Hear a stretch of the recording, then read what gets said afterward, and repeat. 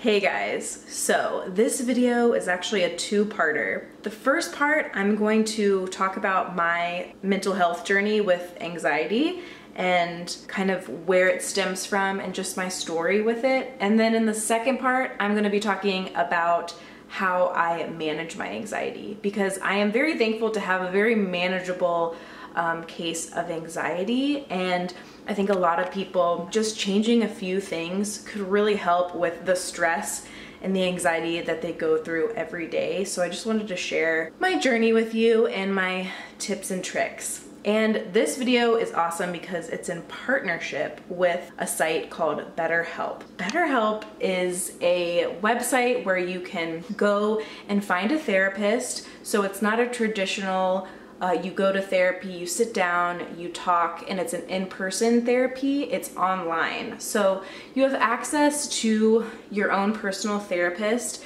that you are matched up with based on your circumstances, and you can text them throughout the week, you can message them on the message board, and you at least have one phone call with them per week. And just depending on the therapist that you get, the counselor that you get, it could be more than one phone call. It all just depends on what your specific needs are. And they're even offering a free 1-week trial. And I love the concept of BetterHelp. I think it's amazing. I tried it myself and I loved it. And I feel like this is the future of therapy and counseling in general. Instead of being in person, it's done over the phone and over the computer. Every time one of you guys uses my link, my specific one down below, I get money back from BetterHelp, which helps me out so much because that means I get more time to make videos for you and make more content, which I love doing. So if you want to help me out in that way and you also want to try out BetterHelp, make sure that you click the link below. Now that we got that out of the way, here is my anxiety story. Okay.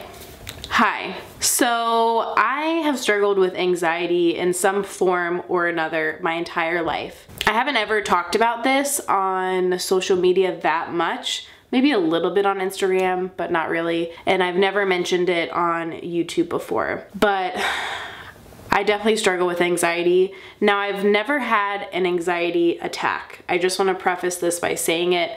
I have a very manageable form of it, but it manifests itself in perfectionism, really intense fear of failure, fear of rejection, and a constant desire to achieve and seem impressive to other people. And it all started when I was about 3 years old and in my elementary school years.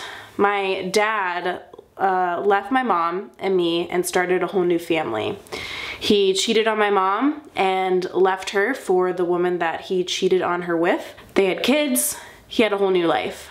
And I didn't realize at the time how much this affected me, but in elementary school, I would beat up boys whenever I either was annoyed with them, I felt threatened by them, or anything, like if they were making fun of me, whatever it may be. I didn't know how to communicate and use my words, so I took it out on them physically, and because I kind of felt powerless in a way, and also I just had an innate bias against boys, men in general. I think it was a very subconscious thing that I didn't think about because I was so young. So whenever the boys in my elementary school class that I knew pissed me off, they would make fun of me or whatever, I would literally just beat them up and I would make them cry. And that was my way of coping with my emotions.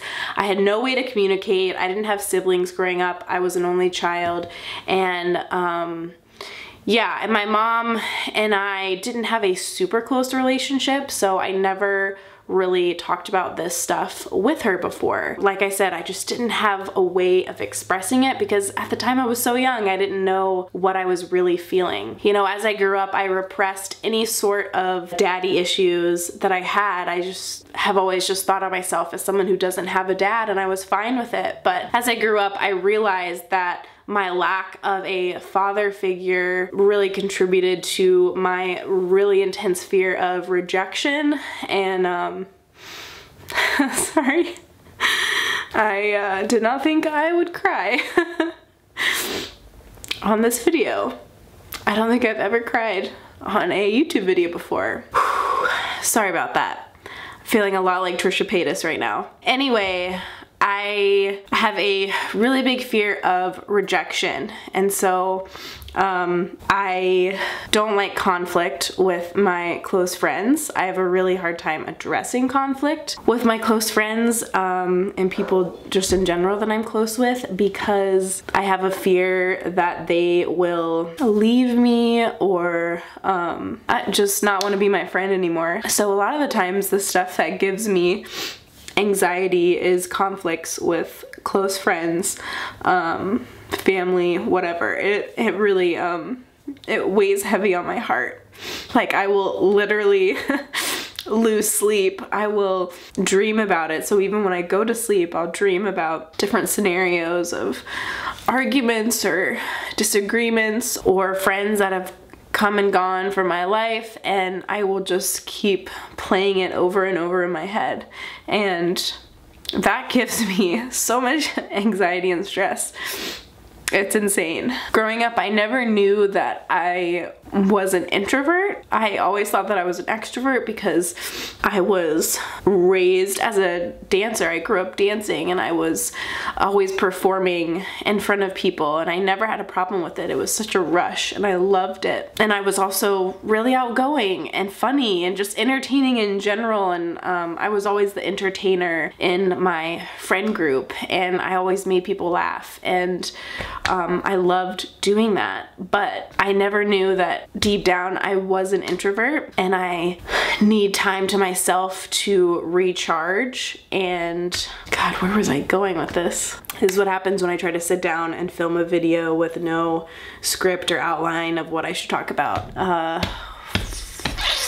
Oh, I know where I was going with that. So I would get into these social situations with large groups of people, and I would dread it and get so much anxiety because I hate small talk, which I didn't realize until I was older that I hate it and why I hate it. So whenever I got into a big group setting, I would kind of keep to myself. I never really wanted to be the center of attention, even though I like to entertain and make people laugh and all that stuff. I never was seeking that out, and I was never seeking to be the center of attention. Sometimes it would just kind of happen and I would roll with it, but it wasn't something that I was like, oh my God, I need people to notice me. That's kind of my background of where anxiety started in my life. And when I got older, started YouTube about 3 years ago, a little over 3 years ago, and ever since then, the anxiety has been a lot worse. It has a lot to do with my perfectionism and my need to seem like I have it all together and that I am perfect, and I want the videos that I put out to be as close to perfect as possible. I know that's not possible. You know, I can only do so much with what I have, with the camera that I have, with the editing software that I have. I only use iMovie. I don't have all this professional stuff, and it's only me. So there's only so much that one person can do, because this takes a lot of work and a lot of time. So in a way, I think YouTube has helped my perfectionism, but also made it worse, because I've had to put videos out every week, no matter what state they're in. I try to just make it good enough and then post it. There's a quote that one of my favorite Instagrammers slash podcasters says, Jenna Kutcher, she says, done is better than perfect. And that is so true. Done is so much better than perfect. And I'm trying to think more that way instead of trying to make everything so perfect before I can put it out into the world, because the truth is nothing is ever going to be perfect or up to my really high standards. I just have to get it out there and put it out into the world. But YouTube and social media has also made my perfectionism more intense, because there's that constant need to be the best, to compete with other creators, and to have a beautiful Instagram feed and a good social media presence and good videos, good content, good thumbnails. Like, it's a lot to think about and take in. It gives me serious anxiety because I do not have it all together. I do not have it all figured out, and I'm doing it all myself. So I don't have anyone to really talk about this stuff with or vent to who understands, and it's really stressful. And sometimes my anxiety is so bad that it's hard for me to get up in the morning and start my day because the worry train just gets rolling. And I think, what if this happens? What if this happens? Oh, I woke up 5 minutes late, so now everything is out of whack. And how can I even tackle my to-do list when things are already kind of falling by the wayside? So it's just it's a vicious cycle that once I start on it, it's really hard to get off of it and correct and just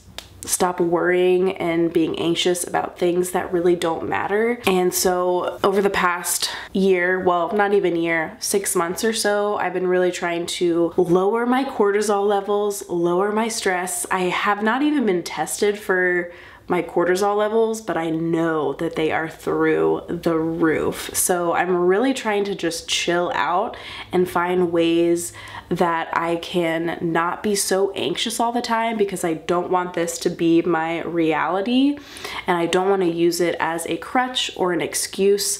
And I do feel very fortunate that the anxiety that I do have is very manageable. I know that there's people out there who get anxiety attacks all the time, every day, and my heart goes out to you, and I cannot imagine going through that all the time. I can't imagine it. And for those of you who do have very severe anxiety, depression, mental disorders, I am not against people getting help with pharmaceuticals or whatever you need to do, but I think it is best to try to find ways to naturally manage your stress levels and figure out ways that you can just live a more stress-free life and help your mind kind of calm down naturally before you turn to drugs, which, you know, like I said, sometimes drugs are necessary. And maybe you use a combination of drugs and natural ways to reduce anxiety. But I just wanted to share different ways that I manage my stress and my anxiety. So, number one.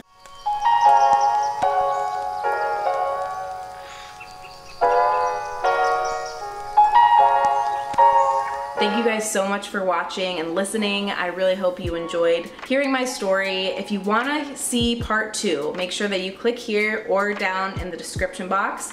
I will leave the link to part 2, which goes over the different tips and ways that I have been able to help and manage my anxiety. So if you're interested in that, check it out. I hope you guys have an amazing week, and don't forget to take care of yourself, eat good food, and I will see you in the next one.